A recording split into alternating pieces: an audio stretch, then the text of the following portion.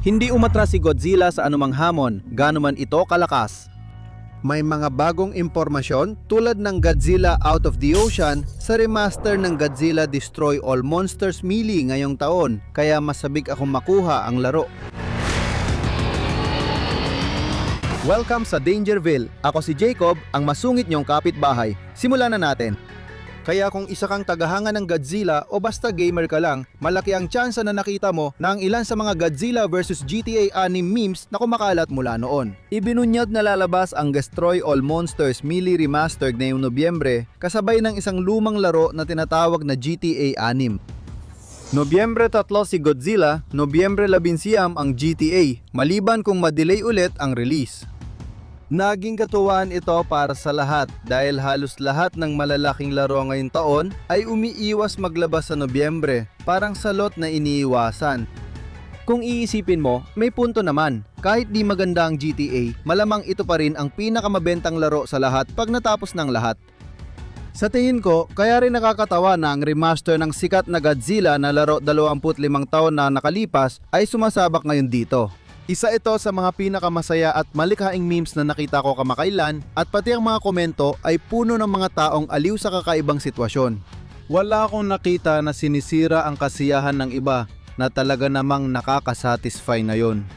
Maging realistic tayo, alam ko namang malayo ang benta ng mga larong ito, pero hindi ko iniisip na mga kasama sa Godzilla ang paglabas nito kasabay ng GTA. Sa totoo lang, maaaring tumaas pa ang benta dahil sa lakas ng internet. Naalala mo ba nang sabay lumabas ang Barbie at Oppenheimer? Ang inaasahan sanang malaking negatibong epekto sa takilya ay naging kabaliktaran pa. Ginawang meme ng internet ang buong pangyayaring ito. Sabay pinalabas ang pelikula ni Barbie at ang tungkol sa pinakamapanganib na sandata ng tao. Bakit nga hindi? Dito isinilang ang Barbenheimer na kilusan. Imbes na magpaligsahan sa kita sa takilya, nakatulong ang sabayang pagpapalabas para mas lumaki ang kinita ng parehong pelikula kaysa inaasahan. At maaring nangyayari na naman ito o kaya naman ay nasa mga unang yugto pa lang tayo ng prosesong ito, pero sa pagkakataong ito ay sa mundo ng mga video game naman. Suwerte kung makaisip kayo ng catchy na pangalan gaya ng Grand Theft Zilla, bahala na kayong mag-enjoy sa comments sa pag-isip ng nakakatuwang pangalan. Sana makatulong ang kasiyahang ito para mas makilala si Godzilla online at tumaas ang benta. Mukhang karapat-dapat ang remaster dahil puro positibo ang bagong impormasyon tungkol sa laro. Mas lalo, tuloy akong na-excite. Dahil sa gaming thread na agad nakuha at ibinahagi ang laro, nakuha ko ang ilang mahalagang impormasyon tungkol dito. Pasensya na guys, kulang ang gameplay kaya inuulit ko lang ang trailer. Pipeworks, kung nanonood kayo, sana bigyan nyo kami ng bagong gameplay para sa fans. Pakiusap? Umpisahan natin sa boring na parte.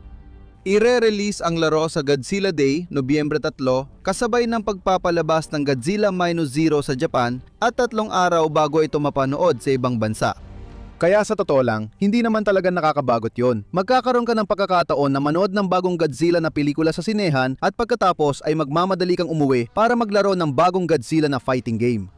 May isang tao ngayong napaluhod sa tuwa nang malaman yon. Sigurado ako. Hindi rin ito malaking gastos sa iyo. Lalabas ang laro sa lahat ng platform sa halagang $30 maliban sa Switch 2 na $40 ang physical edition, ngunit $30 pa rin ang digital kahit mas mahina ang console. Hindi ko talaga maintindihan bakit ganon.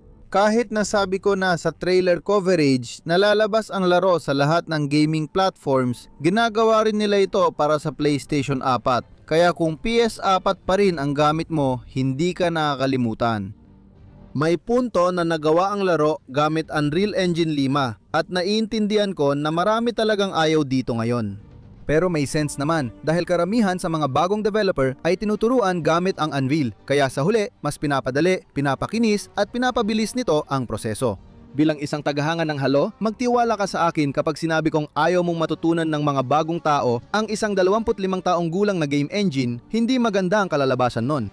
Sa Unreal Engine, nakukuha natin ang 4K performance at mas pinapaganda ang laro sa day at night settings, pati bagong haze filter para mas buhay ang battlefield. Sana magdagdag sila ng ibang weather settings tulad ng ulan o nyebe, pero wala pang balita tungkol dito ngayon. Ang mga mapa ay magiging mas malaki, mas interactive at mas maraming gusali at pagkasira kaysa dati. Lahat ng orihinal na mapa mula sa GameCube edition ng OG ay nasa laro. San Francisco, Seattle, Tokyo, London, Los Angeles, Isla ng Halimaw, Osaka at ang Mothership. Ang mga bonus na mapa sa Xbox version na hindi ko pa nalaro kahit noon ay hindi nakita sa demo na nalaro ni Gaming Trends. Kailangan na lang nating maghintay at tingnan kung maisasama nga ba sila sa laro. Layunin ng Pipeworks na makuha ang retro vibe ng early 2000 games pero may modernong performance. Madalas nilang sabihin na 99% magkapareho ang larong ito sa orihinal, lalo na sa gameplay at mekanika. Ganun pa rin ito, tulad noong 2002 at ang visual na aspeto lang talaga ang pangunahing nagbago sa laro. Nagbabalik ang Atari at Pipeworks para muling likhain ang Destroy All Monsters Melee ng kasing lapit at kasing tapat sa orihinal hanggat maaari at sa wakas nakuha na nila ang karanasang matagal nilang hinangad para sa laro. Kaya pag-usapan pa natin ng kaunti kung paano nila balak gawin iyon. Simulan natin sa pinakamakabago at astig na dagdag sa laro, ang controller haptics. O sa mas karaniwang salita, magba-vibrate ang controller mo ng astig depende sa ginagawa mo sa laro. Nagbibiro lang ako sa inyo, astig talaga yon. Pero itong susunod na bahagi ang talagang pinagtutuunan ng pansin ngayon. Ang online gameplay ang talagang pumupukaw sa interes ng lahat sa larong ito at dagdagan ko pa yan na yon. Magiging cross-platform din ito, kaya lahat ay magkakaroon ng pagkakataong maglaban-laban kahit anong gamit mong paraan sa paglalaro ng video games. Sa ngayon, mukhang ikaw at ang isa mong kaibigan ay pwedeng magsama sa isang lobby at maglaban o kaya naman ay pwede kang sumali agad sa isang random matchmaking kung gusto mo. Sa kasamaang palad, online lang ang 1v1 na laban habang sa lokal, pwedeng 4 na sabay-sabay sa isang mapa. Sana noon pa bata ako meron na nito, ang saya siguro. Sa mga bihirang gamer na pagtitipon na yon, abangan ang Destroy All Monsters Melee Remastered sa kasiyahan. Siguradong mag-enjoy ang mga tao dito at ang astig nun. Tunay na old school at napakaangas. Bumabalik ang adventure at survival modes. Mukhang adventure mode ang pinantutuunan ng pansin dito. Pero nabanggit din na may ilan pang mga mode na pwede natin subukan. Astig talaga ito. May local co-op mode na ngayon sa laro, ibig sabihin, ikaw at isang totoong tao o kahit aso ay pwedeng magsama at lumaban siguro sa isang team. Ulit, sana nun pa ito, meron nung bata pa ako, pero masaya ako na posible na ito ngayon.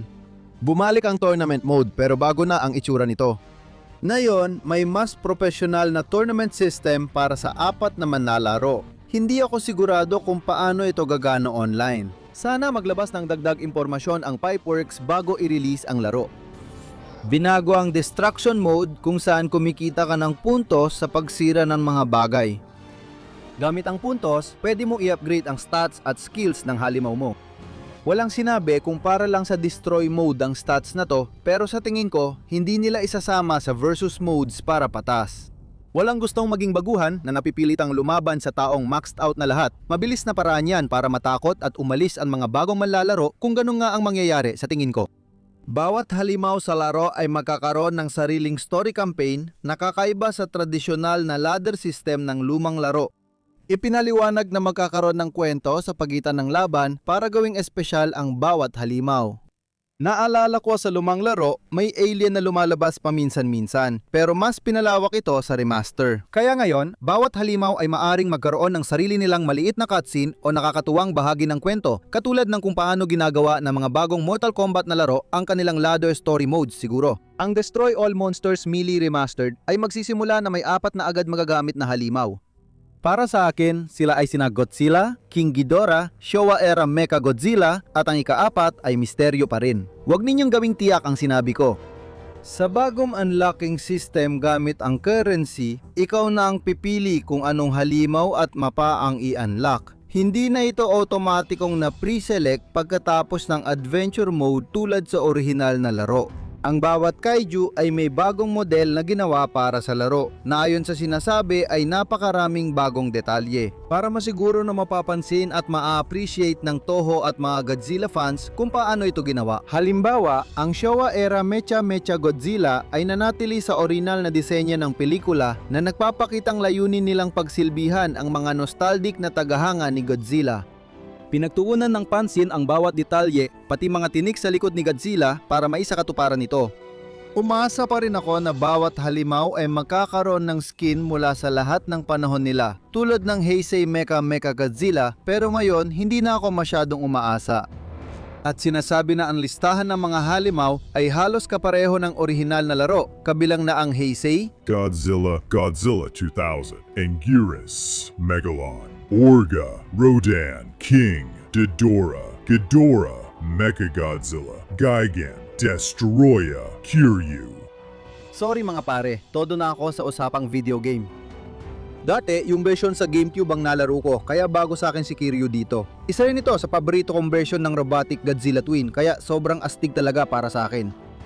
Iyan ang board ng update para sa Godzilla Destroy All Monsters Melee Remastered. Pero alam nyo naman, kapag may lumabas pang bagong impormasyon tungkol sa larong ito, ipapaalam namin agad sa inyo. Masaya akong na-feature natin ang buong laro kasama ang ating higante. Sana gusto nyo pa ng mas maraming content tungkol sa Godzilla Destroy All Monsters Melee Remastered. Hanggang dito na lang muna, salamat sa pagbisita sa Dangerville.